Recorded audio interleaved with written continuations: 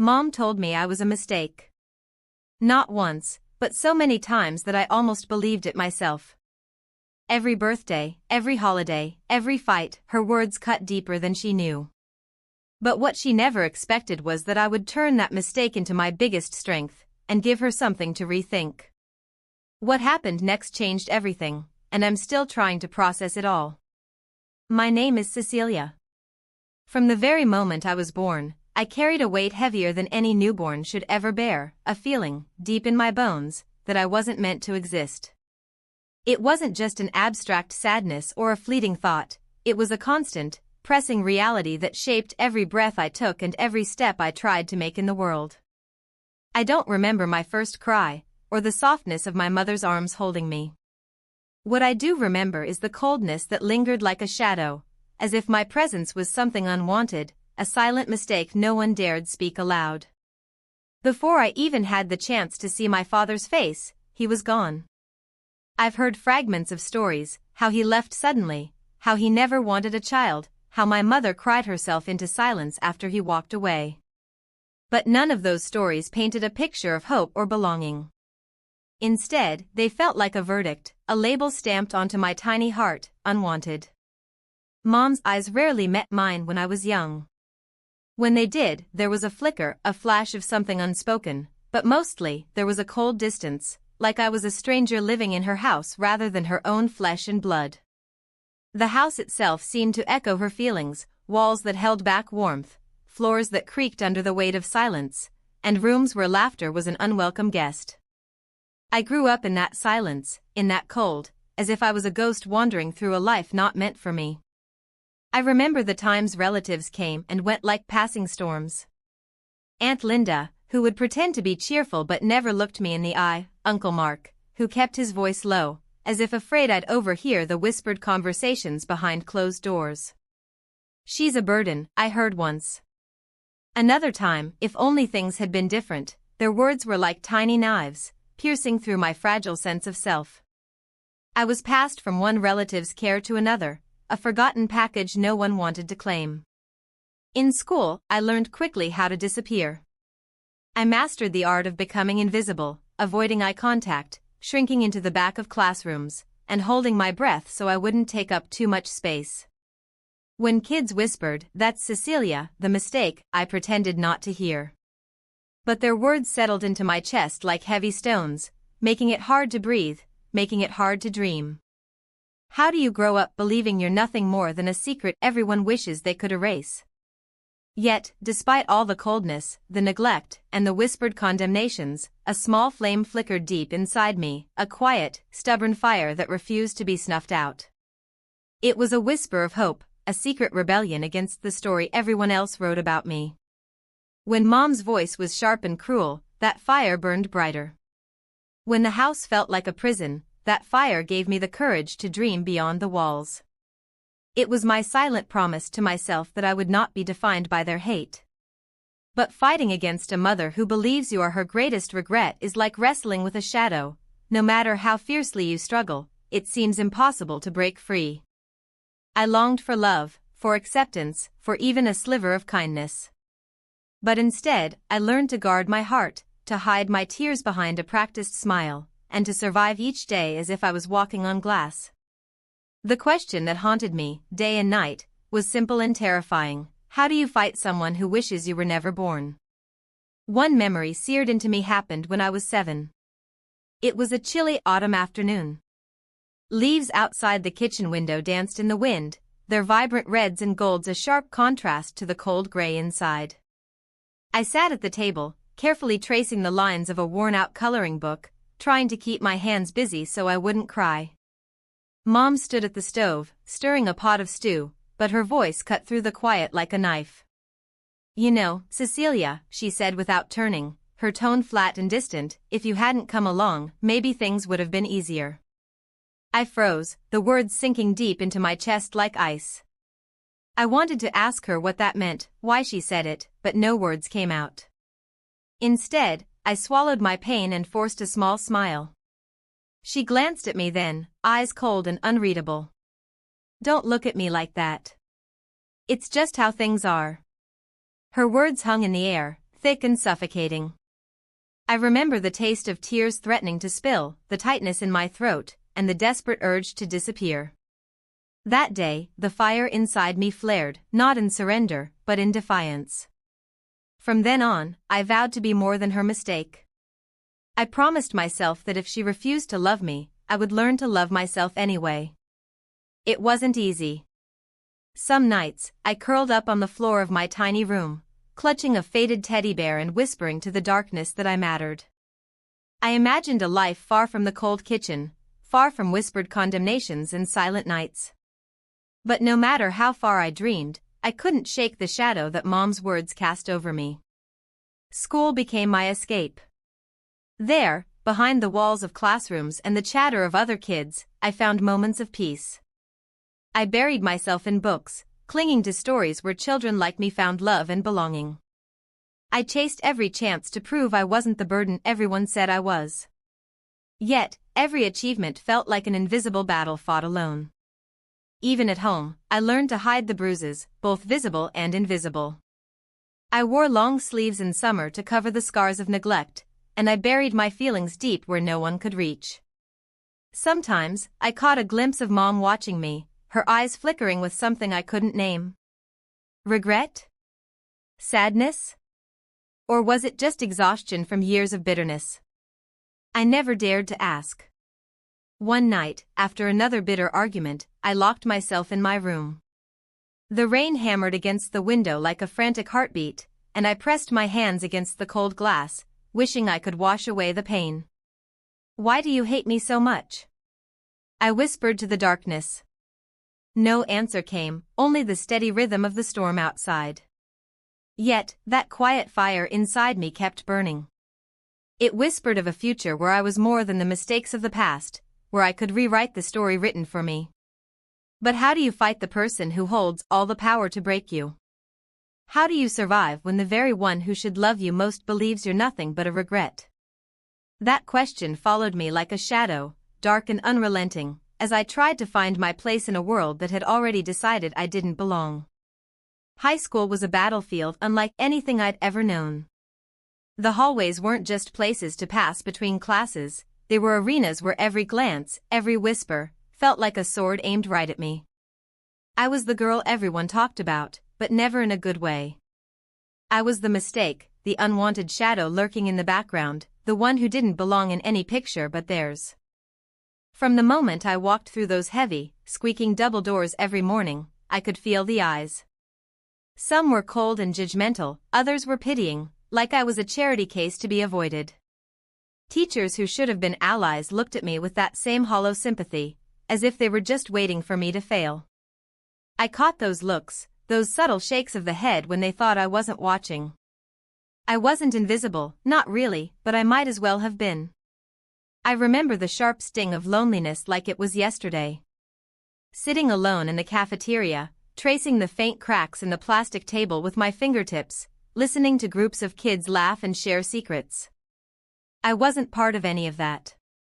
I was the girl whispered about in the hallways, the one who came from a broken home, whose mother barely spoke to her, whose father was just a ghost story no one wanted to tell. The rumors didn't help either. "Cecilia's a mistake," they said. "Her mom hates her." Those words hung in the air like poison. At home, things were no better. Mom's silence was the loudest insult of all. She didn't yell or curse. She didn't have to. Her cold, unreadable face said everything: disappointment, regret, bitterness. When she did speak, it was usually a jab, a reminder that I was never wanted. I craved even the smallest sign that she cared, but it never came. One day, everything I thought I knew shattered. I was walking down the narrow hallway outside the kitchen when I overheard Mom talking to Aunt Linda. They thought I was outside, but I was right there, frozen in place, listening.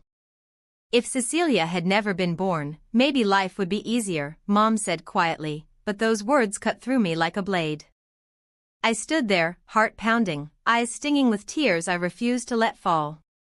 The sentence echoed in my mind, louder than any schoolyard taunt, heavier than any insult. That moment could have broken me, could have swallowed me whole, but instead, something inside me ignited. It was like a wildfire, fueled by pain and anger and the desperate need to prove her wrong. I threw myself into everything I could. School became my battlefield and my refuge. I buried myself in textbooks, desperate to escape the world that wanted to cast me aside.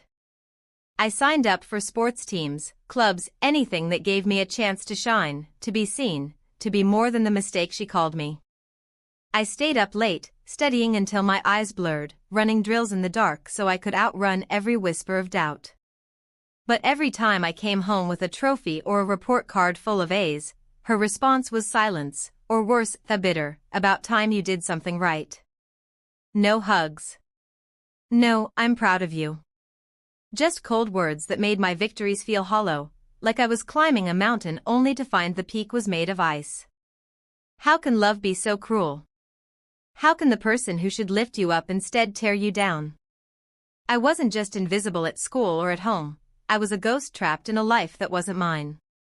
I watched bitterness consume the woman who should have been my biggest supporter, the one who was supposed to love me unconditionally. My heart ached every day, but I refused to let her hatred define who I was or who I could become. So, I found a secret escape. I started volunteering in places no one would expect me to: shelters, food banks, after-school programs. There, I wasn't Cecilia, the mistake. I was someone who mattered, someone who could make a difference. I found people who needed me, and in helping them, I felt seen for the first time in my life. But when Mom found out, the reaction was as cold and sharp as ever. One evening, I came home later than usual, my coat damp from the rain, hands stiff from the chill, and found her sitting at the kitchen table with that familiar cold glare. "Where have you been?" she asked without looking up. "Helping at the shelter," I said, voice small but steady. She snorted, a harsh sound that felt like ice sliding across my skin. "Why waste your time? Nobody wants someone like you." Her words crushed me, but this time, I didn't retreat. Instead, I looked her in the eyes, searching for anything: remorse, pain, softness, but found only a fortress of bitterness. That's when it hit me, her hatred wasn't just about me. It was fear. Fear of losing control, fear of facing her own pain, fear of what love could mean if she let it in. She was fighting her own battles, and I was the unwilling casualty. The years rolled on like that, a silent war between us. The emotional distance grew, stretching like an endless canyon I wasn't sure I could cross. Still, I kept fighting, kept pushing, kept chasing a future where I could be free. Eventually, I earned a scholarship to escape, a ticket to a world where I could finally breathe. It felt like a victory, but also like leaving a wound untreated. Then, just before I left, I found something that changed everything: a dusty, old box tucked away in the attic. It was hidden beneath moth-eaten blankets and forgotten memories. My hands trembled as I lifted the lid, revealing stacks of letters and photographs, things Mom never wanted me to see. As I flipped through the fragile pages, the story I thought I knew about us cracked wide open. Secrets, betrayals, sacrifices, pain deeper and darker than I could have imagined. The truth was waiting there, tangled in ink and faded smiles, ready to rewrite everything I believed about our family. The letters weren't just scraps of paper with fading ink, they were a portal into a world I never knew existed, a secret life my mother had kept locked away behind closed doors and silent nights. As I unfolded each fragile sheet, the scent of old paper and dust filled the attic air, mingling with the mustiness of forgotten memories. My hands trembled, not just from the chill that crept through the cracked attic window, but from the weight of what I was about to uncover. What these letters revealed was nothing like the story I had lived, nothing like the bitterness and coldness I thought defined Mom. Instead, they told a tale of heartbreak so deep, it almost took my breath away. Each line was soaked with pain and betrayal, sacrifices made in shadows, and dreams crushed beneath the weight of loneliness. It was a side of her I'd never been allowed to see, a woman broken by a past so dark and heavy, it explained everything without ever excusing the hurt. Reading through the first letter, written in a delicate, looping handwriting I barely recognized, I felt the sting of tears that refused to fall. The words spoke of a love lost before it even had a chance to flourish, a love that was stolen, shattered by someone she trusted, leaving her to carry the scars alone. The letter was addressed to someone named James, a name I'd never heard before, but the pain in those sentences felt painfully familiar, like a silent scream echoing through the years. As I traced the lines with my finger, I saw the trembling of the writer's hand, the hesitation behind the words. It was a woman who had fought against impossible odds, who had sacrificed her own happiness to protect others, and who had been left to pick up the pieces by herself. The anger I'd once directed at Mom slowly shifted into a complicated mix of shock and sympathy. The woman who had hurt me so deeply was not the cold, unfeeling person I thought she was a wounded soul, desperately trying to survive a storm I never knew raged inside her. With every letter I read, the image of my mother changed. The walls she'd built around herself weren't just barriers to keep me out, they were the fortress she constructed to keep the world from seeing her vulnerability. And those walls were so high, so thick, that even I, her own daughter, had been left on the outside. I remembered the way she used to stiffen when I tried to get close, the way her eyes would dart away when I reached for her hand. Now, those memories took on new meaning. It wasn't hatred or rejection, it was fear. Fear of being hurt again, fear of losing control, fear of letting me see the broken pieces she hid beneath her tough exterior. One photograph slipped out from between the pages, a black and white image of a young woman standing on a porch, eyes filled with hope and sorrow all at once. I recognized her instantly. It was Mom, long before the bitterness set in, before the world had worn her down. I held the photo close, feeling a pang of something I'd never allowed myself before, compassion. I sat back against the cold attic wall, the letters spread around me like fragments of a puzzle I was only beginning to understand. The realization settled heavy in my chest, the real mistake, the real tragedy, was not me. It was the dreams she'd lost, the love she'd never received, and the pain she'd carried alone for decades. Tears finally escaped, hot and unbidden, as I whispered into the quiet I never knew. I'm so sorry. It was the first time I allowed myself to mourn, not just for the daughter I thought I was, but for the woman my mother had been. In that moment, surrounded by the ghosts of her past, I understood that the person who had hurt me so deeply was also the person who had been protecting herself in the only way she knew how. The armor of bitterness and silence was a shield against the world's cruelty, and though it left scars on me, it had been her only defense. But knowing this didn't erase the pain, and it didn't mean forgiveness would come easily. The walls were still there, towering and unyielding. And now, for the first time, I realized the battle wasn't just about me breaking through them, it was about whether she would ever let me in. After weeks of carrying the weight of those letters in my chest, a storm of emotions swirling inside me, anger, sympathy, confusion, I knew I couldn't keep this secret alone any longer. I had to confront her. But this time, I wouldn't come with rage or bitterness. Instead, I'd approach with something I had never offered her before, understanding. That afternoon, the sun was dipping low behind the neighborhood houses, casting long, soft shadows across the living room where we sat. The air was thick with the scent of old furniture and faint traces of lavender, Mom's favorite perfume, a scent I hadn't smelled in years. I held the stack of fragile letters tightly in my hands, feeling their crinkled edges press against my palms. My heart hammered loudly, the rhythm almost drowning out the silence between us. She sat across from me in her worn armchair, her eyes tired but wary. The lines on her face were deeper than I remembered, etched by years of pain and silence. For a moment, I hesitated, the old fear bubbling up inside me. What if this broke us forever? What if the walls she built were too thick, too high for even my words to reach? But I pushed the doubt aside, reminding myself why I was here. I found these, I said softly, holding up the letters like fragile fragments of her hidden past. I read them, Mom. Her lips pressed into a thin line, her gaze flickering away like a bird startled mid-flight. Silence stretched between us, thick and heavy. Then, with a voice rough from years of unshed tears, she whispered, "Why did you read those?" "Because I needed to understand," I replied, voice trembling but steady. I needed to know who you really are, beyond what I've felt all these years. I slid the letters across the table towards her. She reached out, her fingers trembling as they brushed the edges. I watched as her eyes scanned the familiar handwriting, the faded ink, the memories she had buried so deeply. For the first time, I saw something crack in her, an unguarded moment where the fierce walls she'd built began to crumble.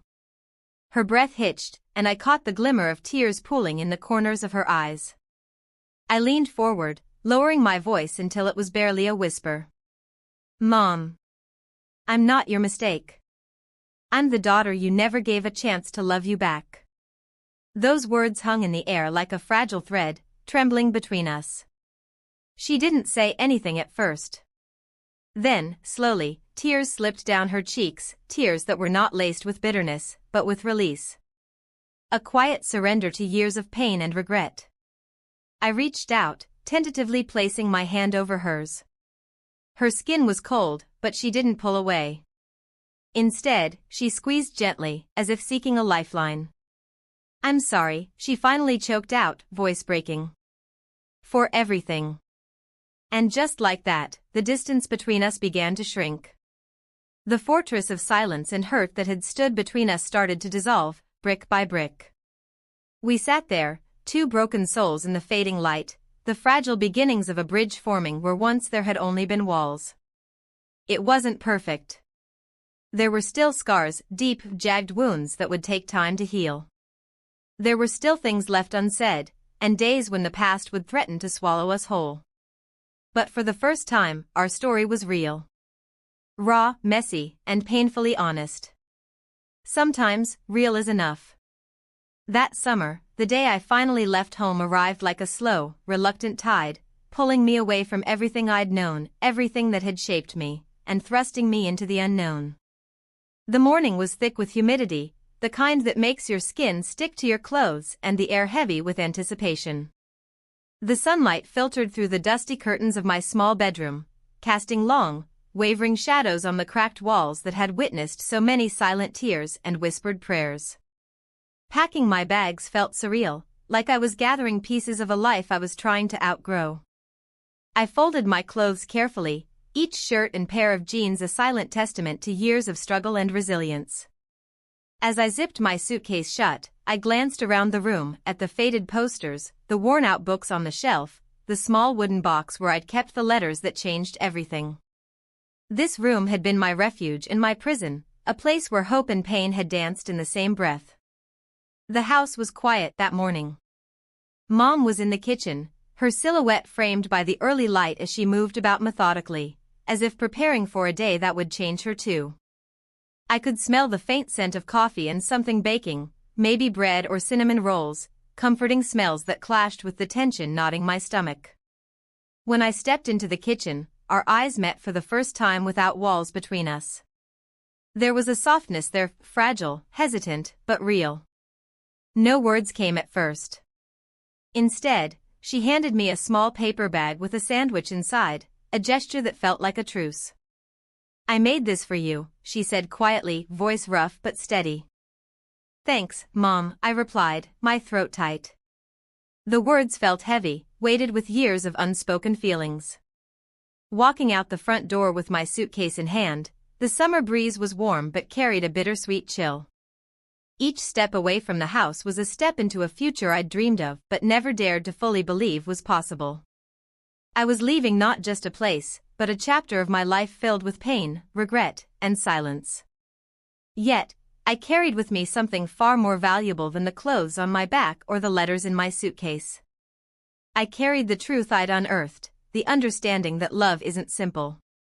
It's complicated, messy, and often painfully imperfect. It can break you down and build you up all at once. It isn't always what fairy tales promise. Sometimes, love is a battlefield, scarred and raw, but it can also be a fragile bridge slowly mended with honesty and courage.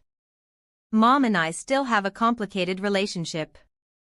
We're still learning how to navigate the cracks and shadows left by years of hurt. There are days when old wounds bleed, and silences stretch too long between us. But now, beneath all that complexity, there is honesty. A raw, unfiltered honesty that neither of us had the courage to face before. I gave her something to rethink, something far beyond the mistake she once believed I was. I gave her a chance to see me as her daughter, not her regret.